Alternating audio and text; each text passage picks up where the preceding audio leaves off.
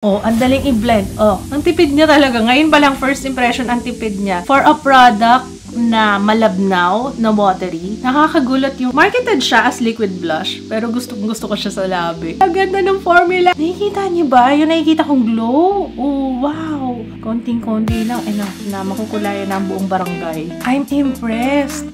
Alam niyo, wala talaga akong ganitong shade. Feeling ko 1 taon bago maubos to.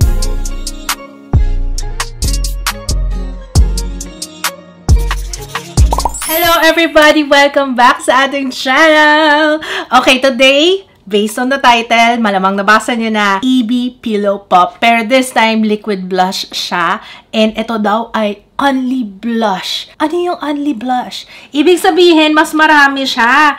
Kasi tingnan nyo, ang laki nito. 1 dot lang daw nito, okay na. Yun talaga ang goal ko sa buhay eh. Yung makahanap tayo ng mura, pero pack. Alam nyo na yan. Kung familiar kayo sa Pillow Pop, one of my most used blush ito. Meron tayong nasa pot, cream blush siya. Pero this time, yung bago nilang labas, it's a liquid blush. Ayan. At ang laman nito ay 15 grams. Yung isa is 2.5 grams lang. At ang price niya ay 275 pesos. Ang laki! Kung may only rice, only wings, only samgyup, meron ding only blush. Tingnan niyo naman kung gaano kalaki. Oh. Dax! Dahil 4 yung shades, caring-carry natin to iswatch. Iswatch ko lahat sa aking pisngi. Paisa-isa. So, I can show you kung ano yung pinaka-itsura niya talaga. Oo. Meron siyang hyaluronic acid, makes skin more plump and reduces the appearance of fine lines and wrinkles. Vitamin E, it keeps skin supple and moisturized while making your skin barrier healthy. Okay, wow!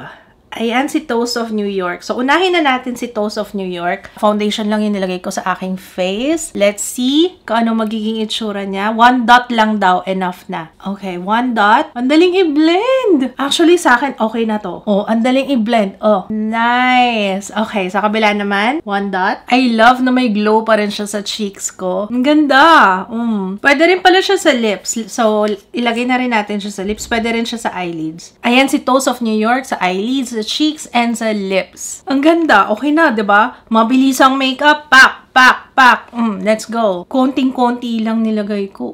Ang tipid niya talaga. Ngayon pa lang first impression, ang tipid niya. And ito siya on my lips. It doesn't feel drying at all. Nakatulong yung hyaluronic acid and vitamin E, definitely. Alright, next shade, let's try si Fresno. On swatch. Bango niya, amoy candy. Let's apply 1 dot only. Try nga natin ng brush, okay? Pwede rin brush. Kahit brush yung gamitin natin, oh, ang dali niyang i-blend. Lagay naman natin siya sa eyelid. Again, guys, ha, kung nag-crease sa eyelids, ang masasuggest ko is lagyan nyo ng powder on top para mas mapatagal. Okay, try naman natin siya sa labi. So far, so good. Dalawang problema. Ang ganda. Tsaka tingnan niyo yung formula niya, oh. Hindi siya yung malagkit at tsaka thick. Thin lang yung consistency. Ang ganda nito, ah. As you can see, may glow pa rin siya. And by the way, very lightweight. At tsaka yung consistency niya parang almost gel na yung itsura niya. Kaya mapapansin nyo, ang dali niyang i-blend. So, ayan si Fresno. So far, ito yung number 1 ko. I like this. Kahit sa labi, ang ganda niya.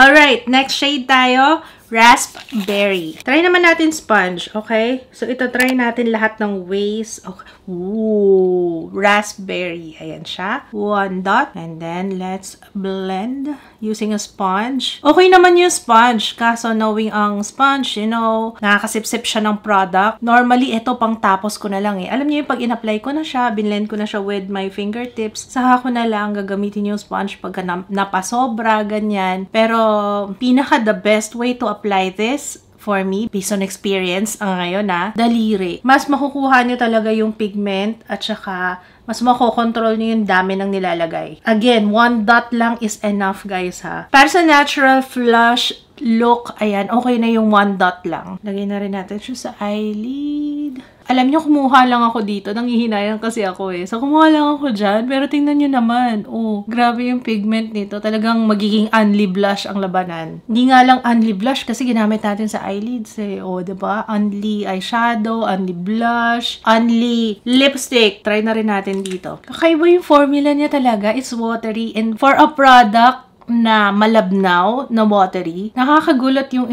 kung gaano ka-intense yung kanyang pigment. Ang galing oh, manipis lang siya, pero grabe yung pigment niya. Oh, 'di ba? Masyado nang marami yung nailagay ko. Oh. Samantalang kumukuha lang ako dito sa daliri ko. So, ito yung pinaka makulay so far. Si raspberry, siya talaga yung grabe yung pigment. So, timplahin ko lang to ha, kasi masyadong madami. Ayan, kagaya niyan. Pag masyadong marami yung nilagay ko, saka ko gagamitin yung sponge so that makuha ng konti. Yan, dyan makakatulong ang sponge. Tignan nyo, oh. Inaayos niya talaga. Kung gusto niyo ng mas natural na, you know, flushed skin lang, bet na bet ko siya sa lips. Marketed siya as liquid blush, pero gusto ko siya sa labi. Kasi tignan nyo, oh, manipis lang kasi yung formula niya, kaya tignan nyo, forgiving kahit na dry yung lips. Oh. At saka solid yung pagkakakulay niya sa labi. Ang ganda ng formula. I love the formula kasi manipis lang siya. Ayan, si raspberry. Okay, last shade is Rogue. To be honest, hindi ako fan ng mga ganitong kulay, pero let's see, okay? Ooh, okay. As you can see, faint siya. Nakikita niyo yung glow? Bet na bet ko yung pag-glow na yan. Nakikita niyo ba? Yung nakikita kong glow? Oh, wow. Hoy, in fairness in fairness, etong pink na to, akala ko talaga sobrang, sobrang tingkad. Pero once mag-blend out, ganda. Gusto ko maglagay dito, ayan, mga sun-kissed look. Lagay na rin tayo sa eyelids. Kumukuha lang ako dito, guys, sayang eh. Konting-konti lang, nakita nyo, oh. Konting-konti lang, enough na makukulayan ang buong barangay. Okay, lagay na natin sa lips. I'm impressed. Alam nyo, wala talaga akong ganitong shade. Kasi nga, sobrang patchy. Tingnan usually yung ganitong shade sa labi ko. Pero ito yung, tingnan niya naman, yung itsura niya sa lips. Ang ganda! Okay, wait lang. Tapusin ko muna yung aking entire face. Okay, I'll be back. So, kumuha ko ng translucent powder para lang hindi mag-crease yung nandito sa aking eyelids. Kailangan translucent ha, kasi para hindi niya maistorbo yung kulay. I love this. Medyo nabawasan yung glow niya kasi naglagay tayo ng powder. Pero alam ko mamaya lalabas ulit yan. Ano? Hala, grabe. Ang fresh lang. I like it. Hi. Ang ganda niya pang everyday. Uy, hindi ko to ina-expect na magugustuhan ko yung Rogue. Sa totoo lang, kinakabahan ako sa kanya kanina. Kasi kapag ganitong kulay, di ba never kong nagustuhan? Pero tingnan nyo naman. Oh, ang ganda. Pati sa labi.